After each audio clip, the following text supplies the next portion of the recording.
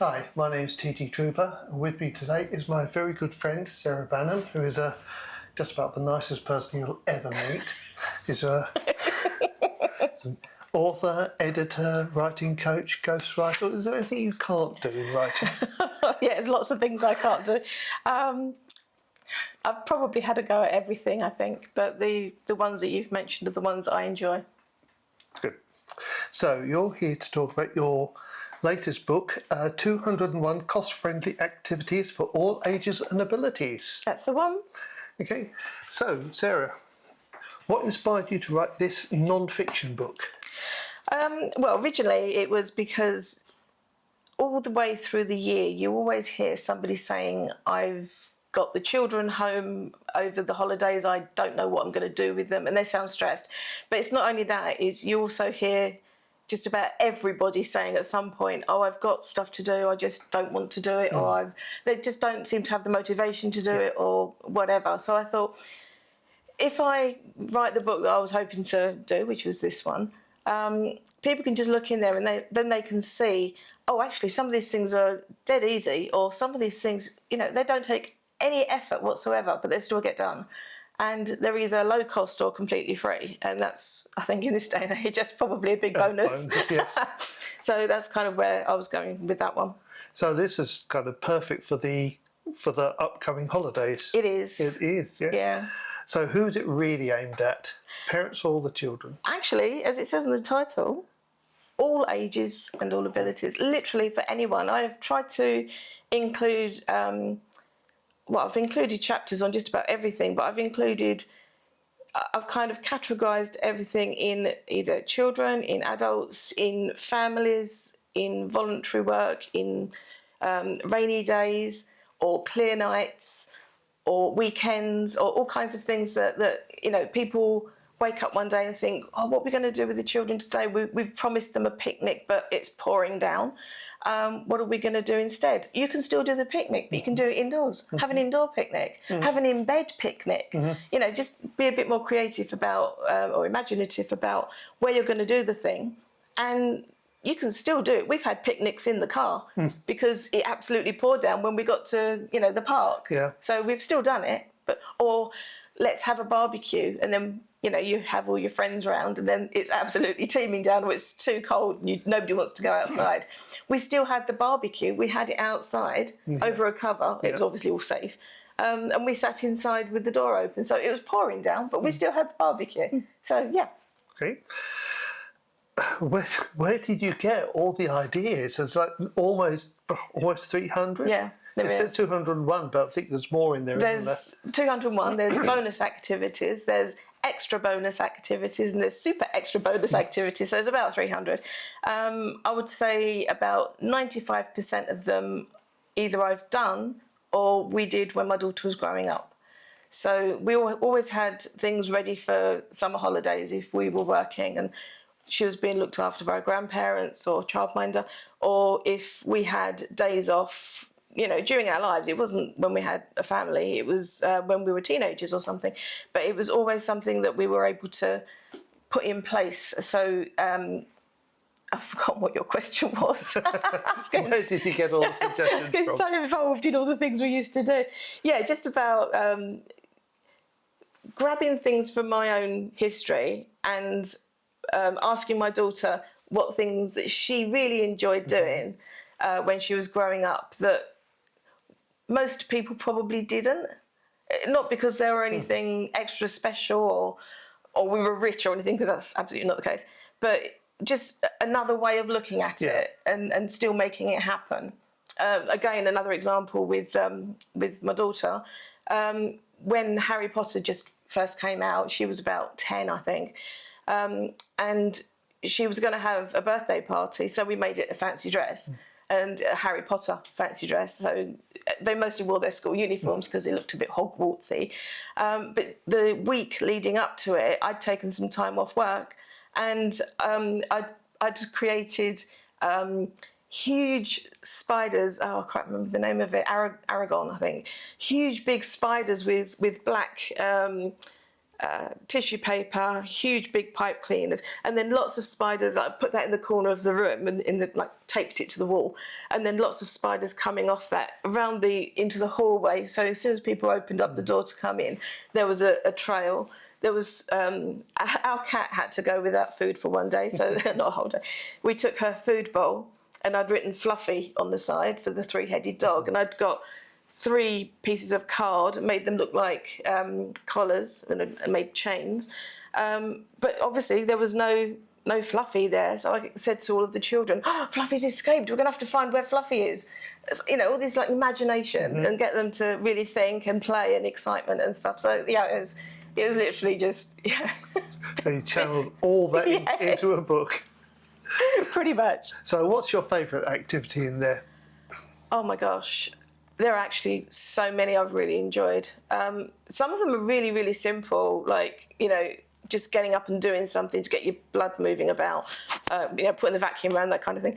But things like maybe meditation, just really just having a moment to just be present. But I really enjoy watching the sunset. I'm not a sunrise person. I'm never up that early, but sunsets are one of my, I absolutely adore them.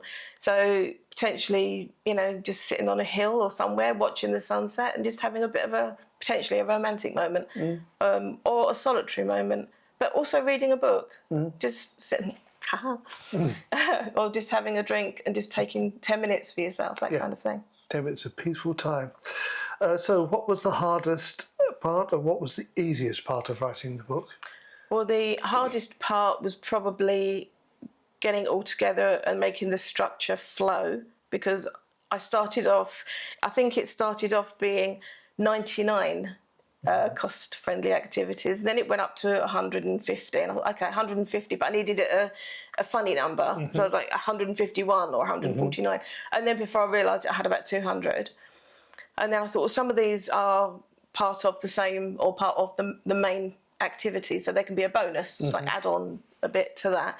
And then, it was like, well, okay, 201, that would work. And then all the others can be bonus activities. So yeah, they just kept coming, actually. I've done it again, I've forgotten what so the hardest part was trying to find a structure to make it all flow and work out what was categorised together into a chapter and what wasn't. Probably the easiest part was just jotting down, because that just, loads of ideas, just jotting down all the things that I thought would be useful to go inside. And I ran those by my family to see if they thought they were valid activities. They might have just been me going, shove it in the book, and them going, actually, no, that's not really one. There's a section where there's a few houseworky type things to do to make them fun. Maybe, just sing while you're putting the vacuum around, or dance while you're putting the vacuum around. You're getting the housework done, but you're having fun doing it. And my daughter had a look through the book and she said, yeah, make sure that it's not just about do your housework, so making everything fun. That's pretty much it, Yeah. Fun ironing? I mean, you can make it fun. Yeah. Yeah, you can listen to an audio book. Okay. Yeah. Yeah, I suppose you could, yes. So, finally, where can people buy this wonderful work? They can get the ebook from Amazon. I do loads of local events where you can get the paperback from me as well. But I think the paperback is still on Amazon, but definitely the ebook is on Amazon. Well, Sarah Banham, thank you very much. Thank you. Thank you.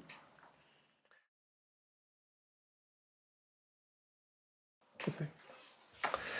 Well, Sarah is still with me because she's got another book. This time it's a fiction book that she's written. It's called Dream State, and there's going to be a few questions about that. So, what is the idea behind this story? This is a little bit of an in-depth answer, actually, so I'll try and keep it as brief as possible. I had an idea for a character in a coma and to live her life through the coma, so hence the dream state, but that is a double meaning as well.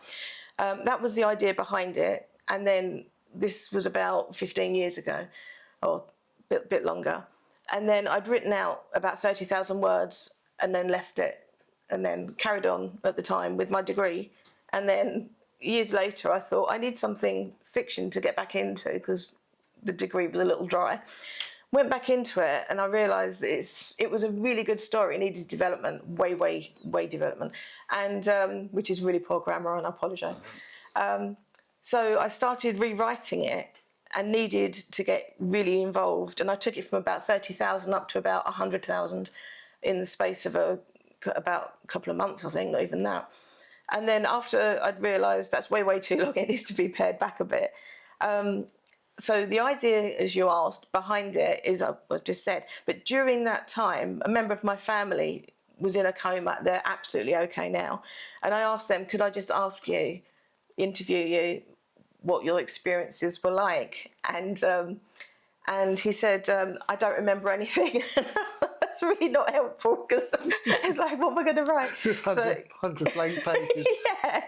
So anyway, he explained all of that, but there's, I will mention there's a tiny bit in here that when we went through visiting him in the hospital, the doctors gave us a journal to write in so that when he did come back, that he was out for about 5 days, we were able to give him everything that had gone on, all of our thoughts and feelings within this journal, so that he had an idea when he came out of it what had gone on. Because as far as he's concerned, he went to bed one night at home and then next thing he's woken up in a hospital, but he doesn't know there's 5 days missing. Yeah. So the journal is mentioned in here, and it was actually a really nice touch. So when I told him about it, yeah, it sort of ticked that box. It's genuine. So yeah.